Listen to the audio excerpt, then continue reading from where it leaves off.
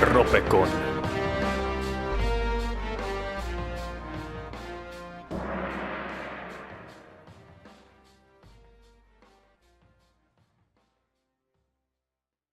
Thanks for coming.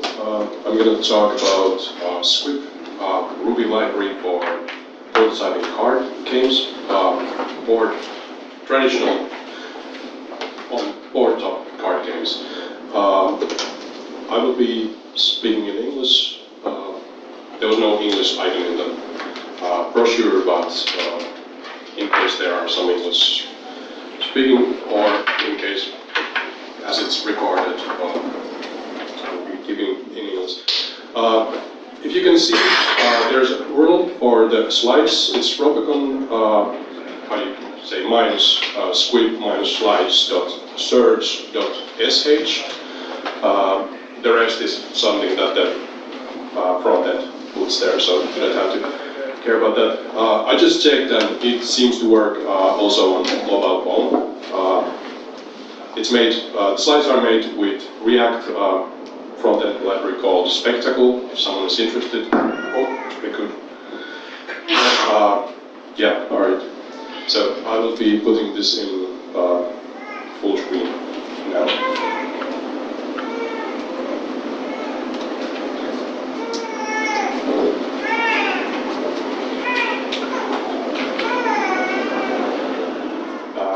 Okay, so how do you say, the description of this talk said that there would be light coding, but then things changed. I was not able to book my own laptop, so here be dragons, no they won't, they're just for to scare people away.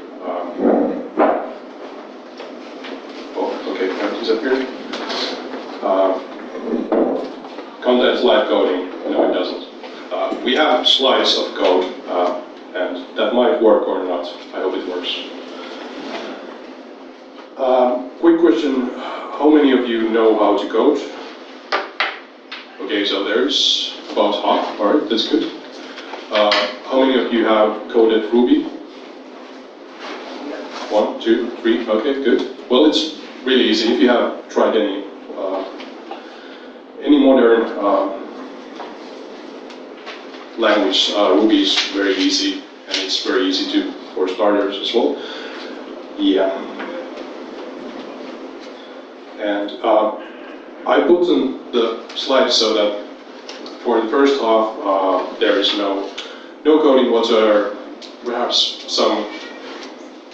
some screens of code, but those are merely to just show as background images or something. So yeah.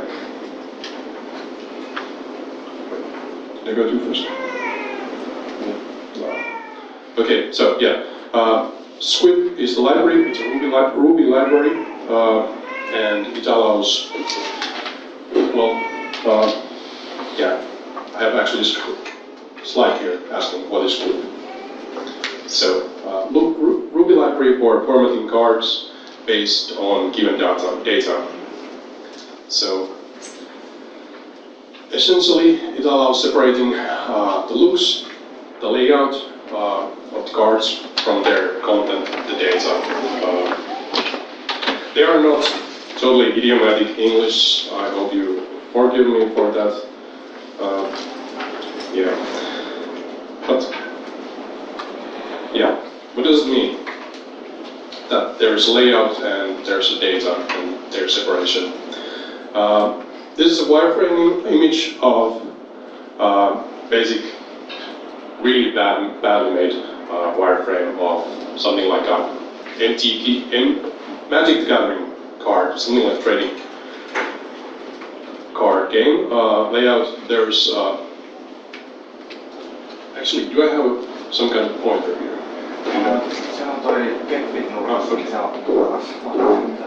Yeah.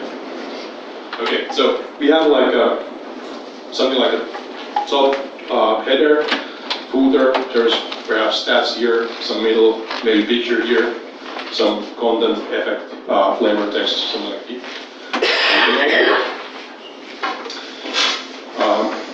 yeah, card layout is the looks, but it's more like position where different parts are and that kind of stuff.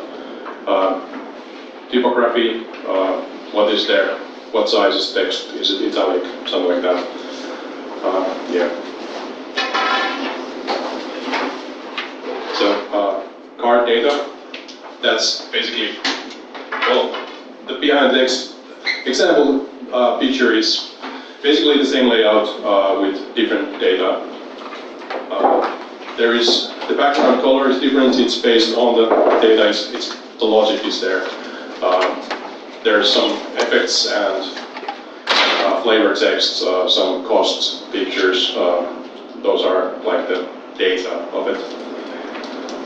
So, yeah, so the data can be shown for the previous image as an Excel sheet. This is a very simplified version of it. There's title was Douglas Goes in Proper Rock. There were effects. The primary effects were water gun, recover, torment. There were some types, some XP, some stage were the basic version or the evolved version. If you look at the picture. So, and they are there. So the third ingredient, the build logic. I should have here. Okay, yeah, there was a picture. So, yeah, the build logic that connects the layout to the data.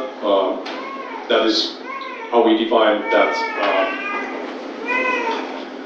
For example, to show the cost of the effect as images instead of just numbers. You're purple in your data. You just have something like I don't know, Earth, normal. I think that's Marshall or something. I haven't played Pokemon. I have no idea how the card game works, but I think those are the costs. Yeah. Also, the background is derived from data. There probably isn't. Like if you would make this data for this card, you wouldn't write there that the card has this and this background. The background is based on the type of the Pokemon, I think. Well, the pictures are really bad, but I think it says somewhere that I think the orange one is Marshall, and I think the purple is Psychic Pokemon, and so you derive the information from the data. And one thing I have to say, the topic of the talk was data-driven. If someone was hoping that there would be like totally lots and lots of like data science stuff, how to make card games, this is not that. Sorry, I should have said before. This is mainly how to use the library, but that comes later, and how to separate the card layout from the data. Yeah. Okay, I seem to have some notes here as well.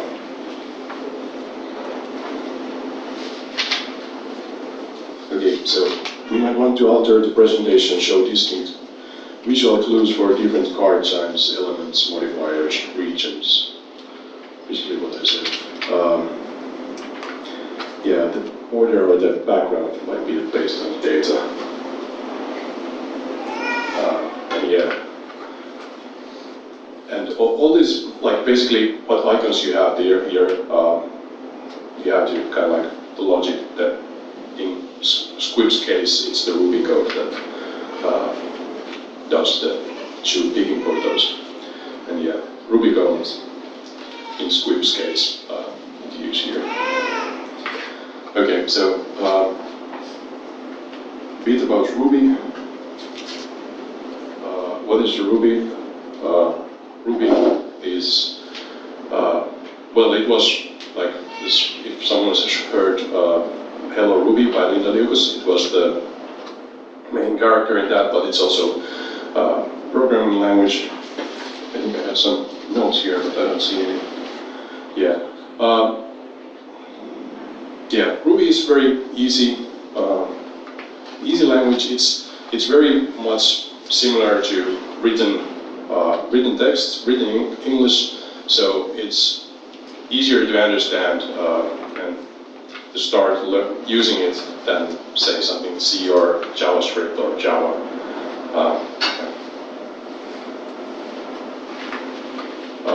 Well, it's not easy as in easy. You need practice, but anyone can learn it.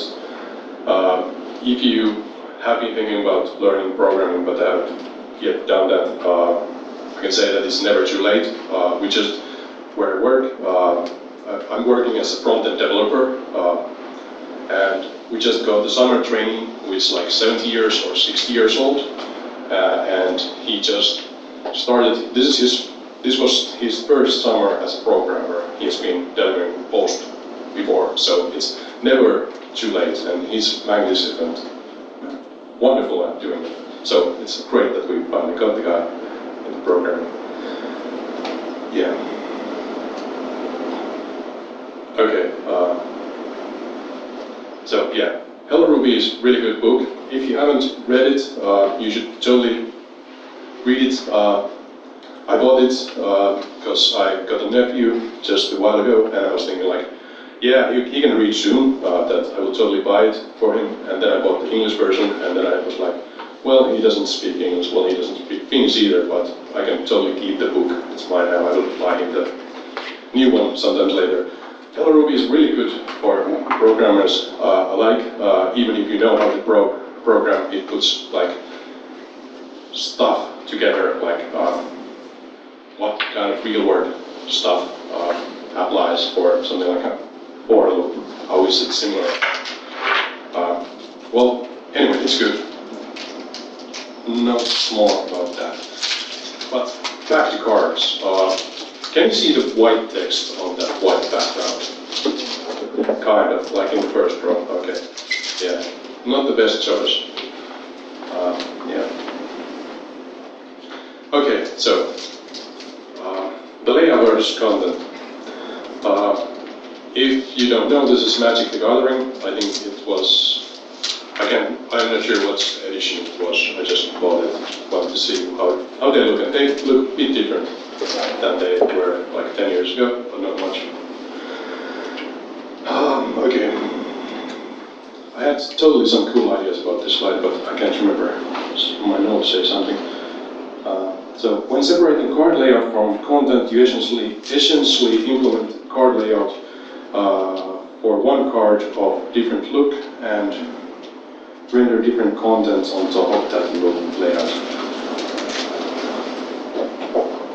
And then again, when you manually combine card designs and card content, you might get better looks, but it requires more works per card and can't be automated as easily.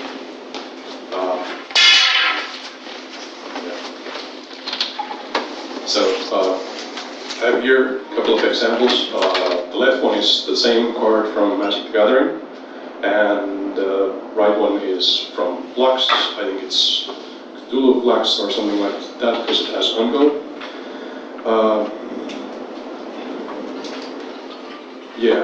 So which of the two layouts is easier to replicate for more cards? Like if you don't want to manually put the layouts together, but you want to like automate it, write the layout once, and then put the data into some file and then just put it there. Which one would be easier, the left one or the right one? Who says left one? Okay, there's something. Which one was that? Left one was the Magic the Gathering. Okay, and that was the easier. Okay, who says that the Flux might be easier? Well, there's some as well. The Flux, it doesn't have graphics, but it has more complicated layout. Actually, well, that's hard to say, which is complicated. It's not that hard for human, but harder for machine. I have another picture here. So basically, the blue ones are more like what kind of boxes you have there, and then you have the red ones. Red squares are text or something else, some other elements, and basically in every Magic the Gathering card, you have the same blue squares, and the red squares are almost the same, the flavor text and the effect. So this being effect and this being flavor text, they probably change they might be a bit bigger, a bit smaller in some cards, but those are mainly the parts that differentiates where you have to think about for the layout, change the layout based on the cards. But then again, on the Fox card, while it doesn't have that much graphics, it has actually quite complicated layout. You have embedded this kind of like image, except if you've seen more of these cards, you actually know that these numbers can change and these pictures can change. So these are actually own pictures and they are separately put there together. So that's not, I don't think that's automated anyway. It's manually done because it changes for basically every card. So yeah, even though the Flux looks more easier, it's not that easy to do for mass data. If you want to do the layout once, it's easier to do the magic coloring. It has more graphics, but you will probably have the designer who does that. Well, if you're doing card games, you're probably doing them yourself, so you're the designer. But it's good to keep your roles separate, even if you're the same guy doing all.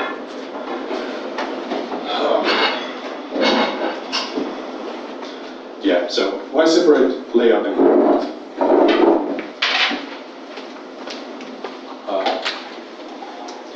So yeah, there's automation. You can just add new cards to data and you can immediately render them. There's independence from implementation. Squib is only one implementation. If you keep your data separate, you can just easily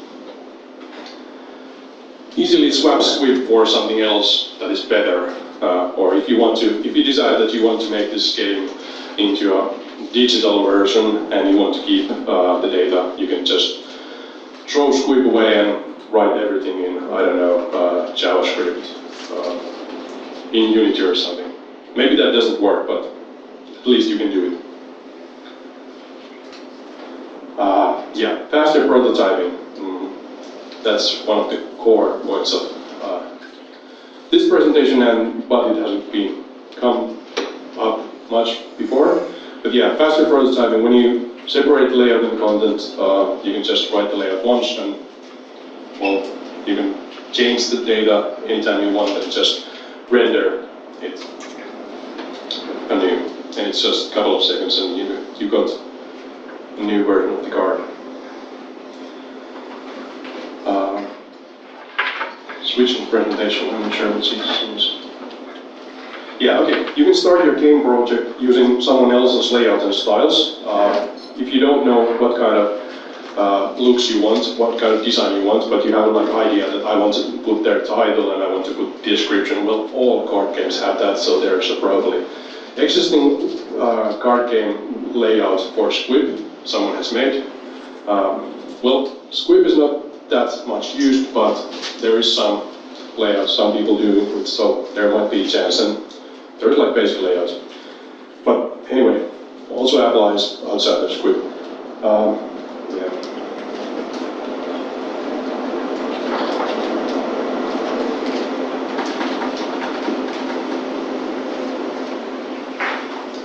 Yeah, and a bit about previous one, switching presentation. Even if you think that your card doesn't have description, it has effect. You can change the column name in the data and or in the layout and just use that still. Okay, so yeah, and one big thing is that you can use different tools for editing different things. So you can edit the data in something like a Excel or LibreOffice spreadsheet, Google spreadsheet, and then do the layout in somewhere else.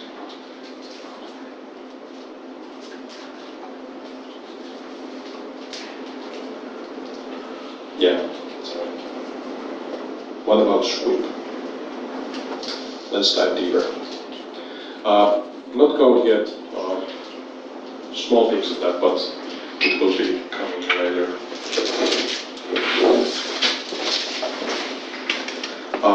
Squib, you can find squib from GitHub. It's handymanely /squib. Yeah, it's there. And the writing is Q and B. And squib means something like it's like Harry Potter something, I guess. And it means some special effects in movies. Yeah, Squib is very powerful library. It uses libgyro as the rendering engine, and I think Chrome uses that as well. I'm not totally sure. Yeah, some example cards created with Squib. Okay, the picture is very low resolution. I should have taken a bigger one, but this is not the best looking card, but shows a bit that what you can do. And Squib has also this nice that you can put them like in this way. I mean, I don't know why it has this kind of demonstration view. The same guy did something else. They are not that stylish, but they show that you can do a lot of things and put a lot of stuff. And they have like different, the layout differs there. There's like different amount of rows and stuff like that. So you can do that based on the data. There's some bang copy with some mathematics, logarithm over the gonal derivative, trigonometry, absolute finite rank. Kind of funny idea. Yeah, you can put the images there. I'm not sure what was the idea. I think this was copied from some other game. But this was one of the better looking ones. So you can make good ones. So if you can see, there is a background on the card. It's some kind of like map, and then there's images, and you can make this bigger for the text, the purple one. So it's quite flexible, and there's on the second one, shopping mall, it has like some kind of small text, and then it has max one player, and on the construction crew it has some other text, so you can change those, and yeah, it's quite powerful. Some of them look really good. Always done.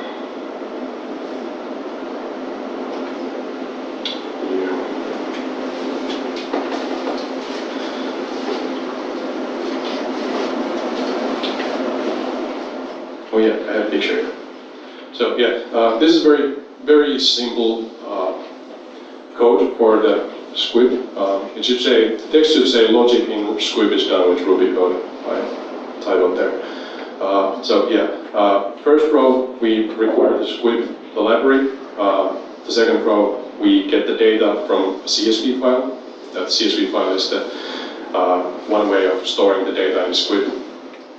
And this is Ruby, yeah, well it says there.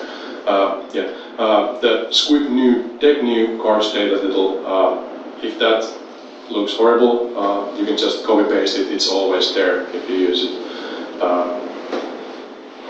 The main important point is to change the title, data title, to be something that you have in your data file. Its title is the column name for the title. There's background color set to white. I don't actually know if this works, I just copy pasted it, changed it from somewhere and didn't try to test it out, but you can change the background color. I'm not sure about the string might be a bit wrong. Then you can use, it has some kind of like notation on top of Ruby, define some methods, there's rect text, and yeah, you can, for all elements in Squib, you connect them to some layout title. For example, for the first rect, that rectangle, if it's not clear, you connect it to cut title in or cut selector in the layout file. And then there's another rectangle for save selector. Those are, I will show the picture soon, or at some point. Yeah. Then there's textual string for the title, and that's connected to layout selector title. And finally, you save it. You can save it to PNG or PDF, and you can give them prefixes, put output directory, stuff like that. Yeah. So layouts are done with YAML. It's kind of like if you have used something like JSON, similar but without all the braces. It's kind of like, looks like Python. So there is no ending for the base. It's just when the how do you say it? Indentation ends, then you have the next one. So there's two selectors. There's base and title. I'm not sure if selector is the cardboard here, but anyway, there is X and Y defined for the base selector, and for the title extends the base, so title has X and Y set to 75, but in the bottom it adds 25 to them, so actually title has 100 for X and Y. There's color set, font set, and its text is aligned to left.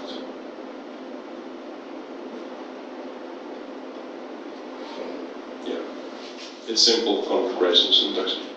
You can, if you have used CSS, this is very much a simpler version of CSS. Then the more interesting part, data. So yeah, there's a couple of formats. You can use comma separated values or tab separated values. The below is not in tab separated values because I didn't know how to do that, but it's trying to show that there's tabs between the parts. So if you have like more text in either one, you can put them in the quotation marks. So all those the brave is the first rows.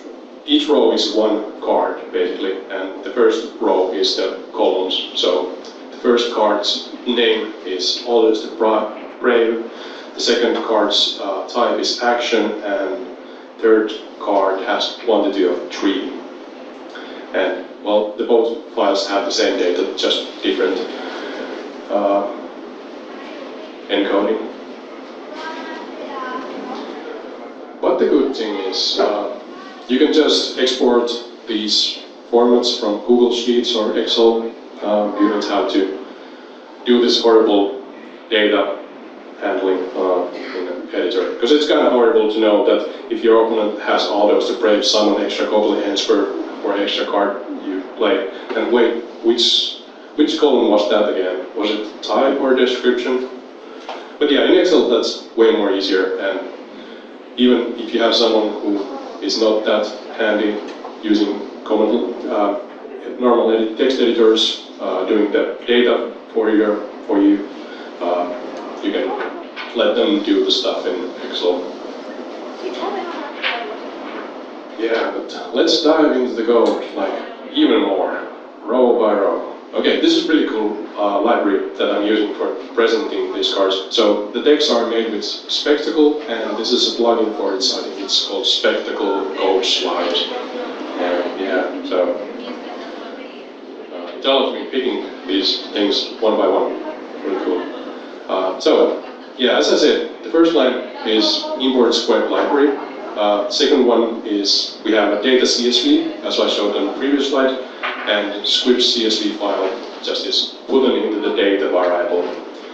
So then, I didn't say that previously, but more or less in script, everything involves around the data being in arrays.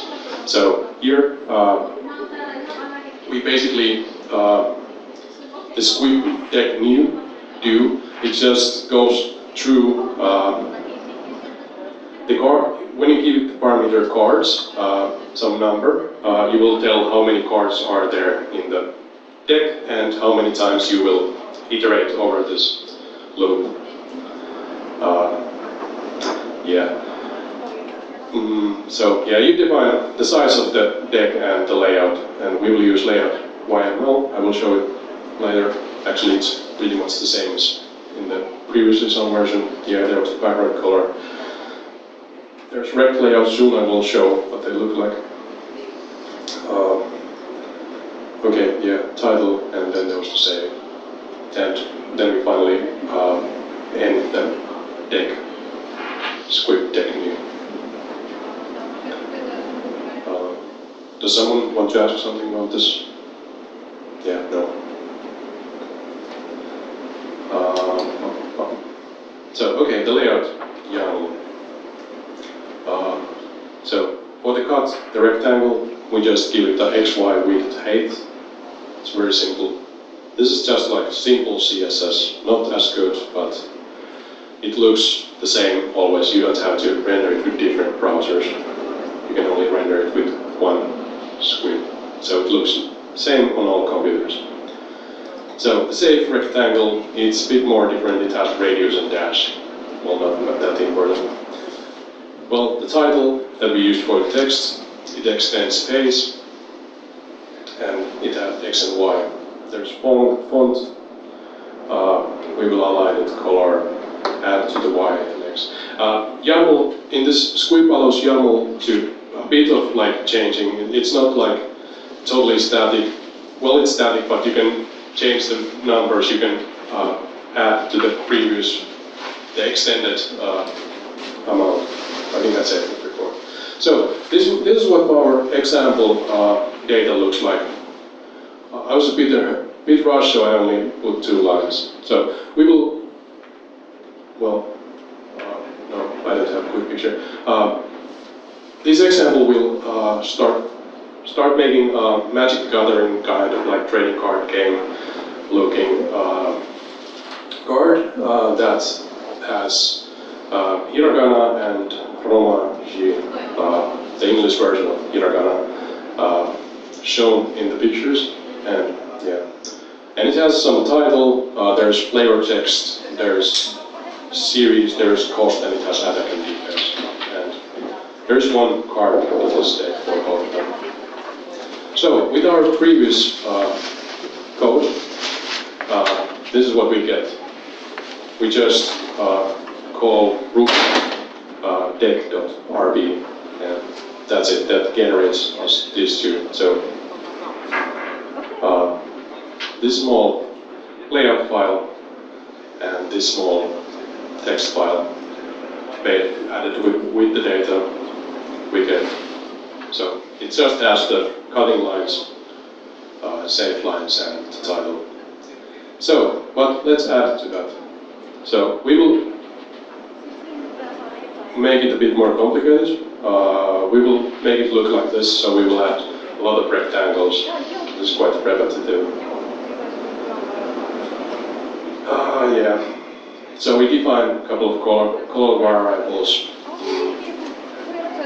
They are like a dictionary or something. I'm not sure what it's called in Ruby. We will add another CSV file. Well, we don't actually use this. We will use it a bit later. Background is white. There's the rect and cut and save rectangle still. But then we will start adding header zones. It's again rect and then layout. It's different header zone this time. We give fill color, stroke color. You can give a lot of options. There's a good API for the library.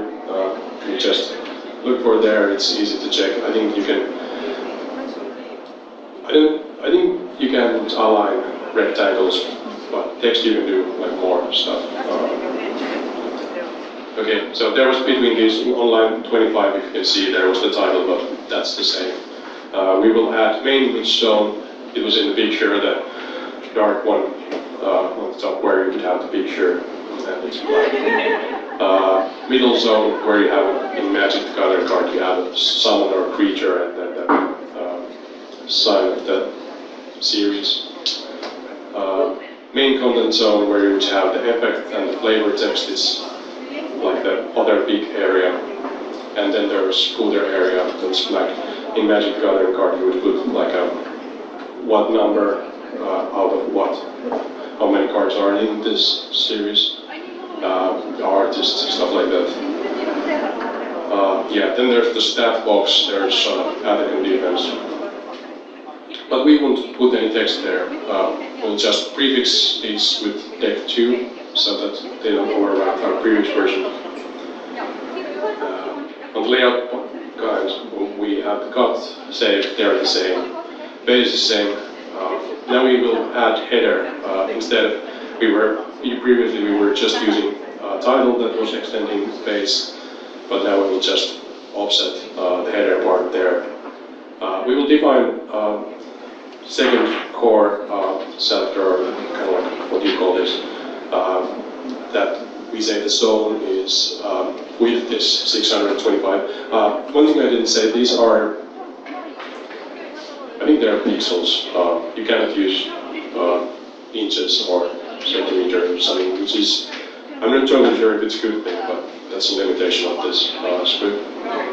And zone has radius of 5. Basically, we are just saying with the zone that we will use these in the header zone, so that we will extend the header and the zone. So we will get width and height. So we will get this small line that is not too wide and only kind of like small at the top from the zone. And yeah, the header, which I cannot.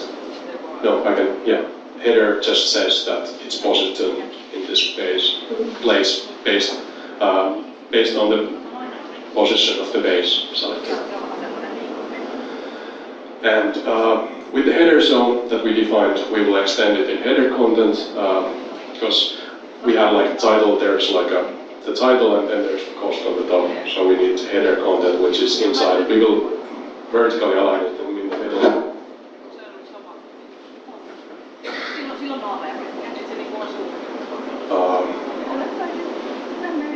Yeah, we will make it the width a bit smaller and put it a bit left, because we don't want it to hit the cut and save, whichever is the middle one. Then the title, it's used header content.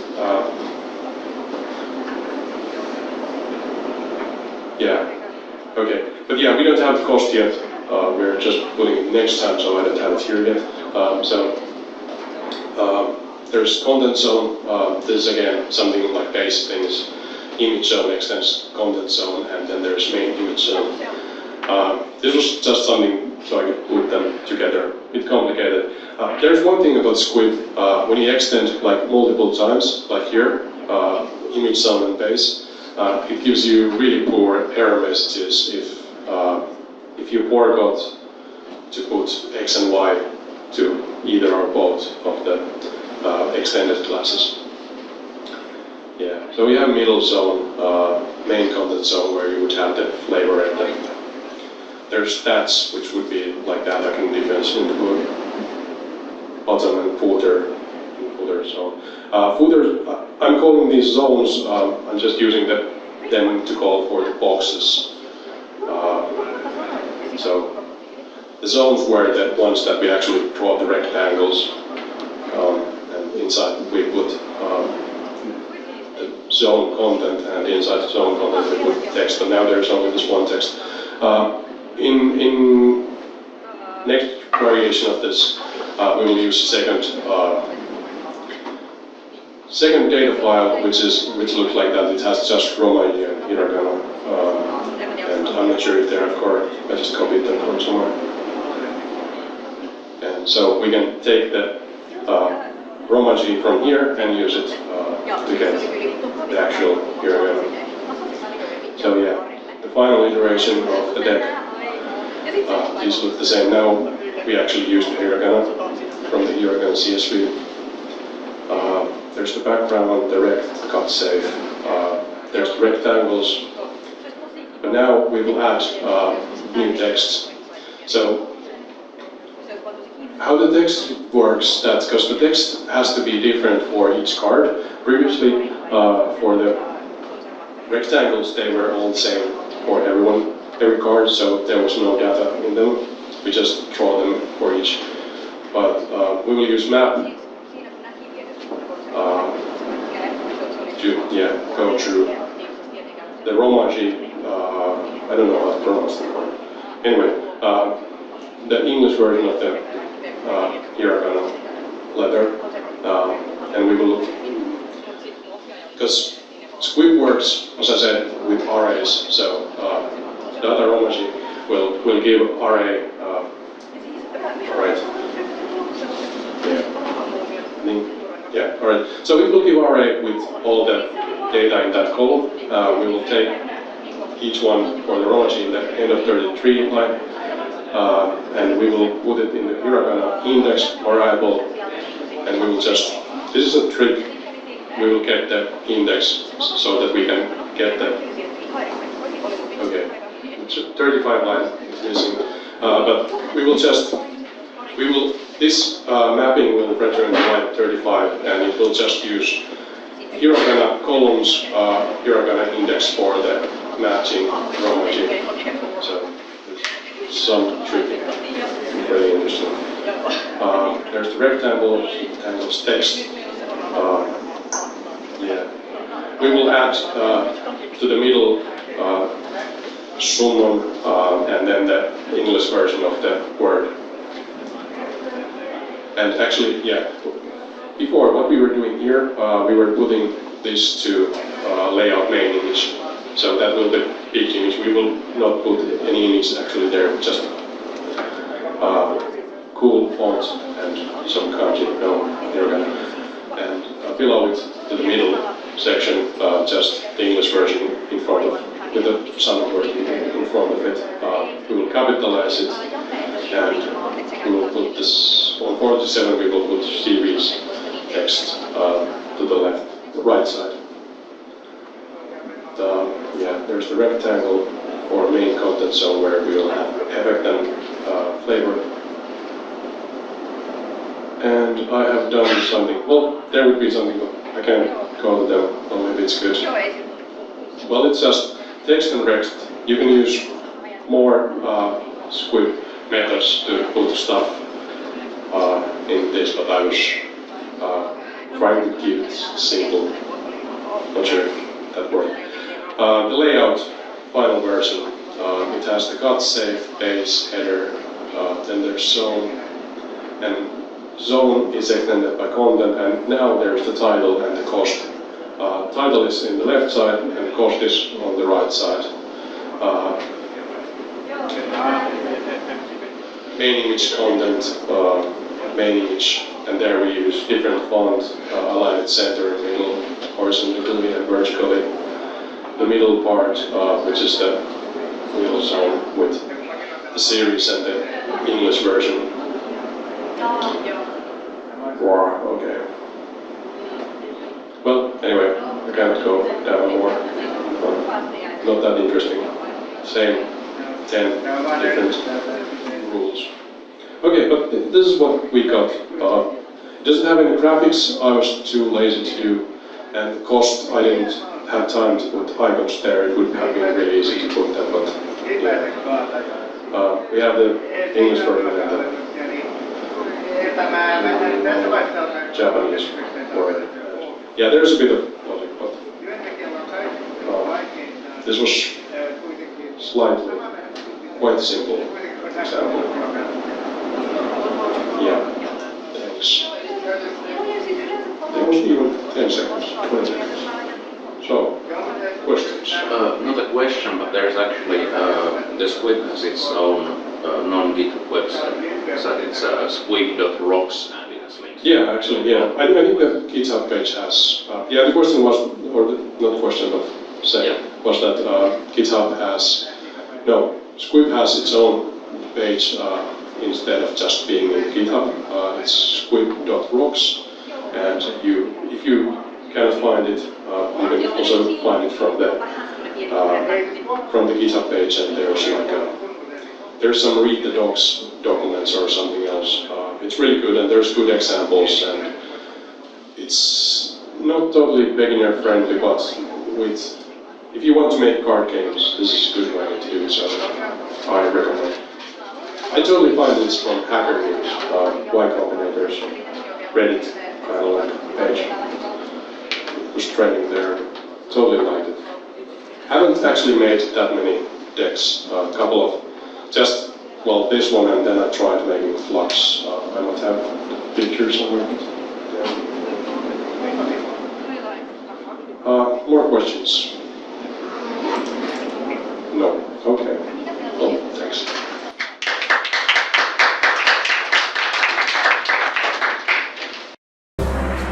Ropecon.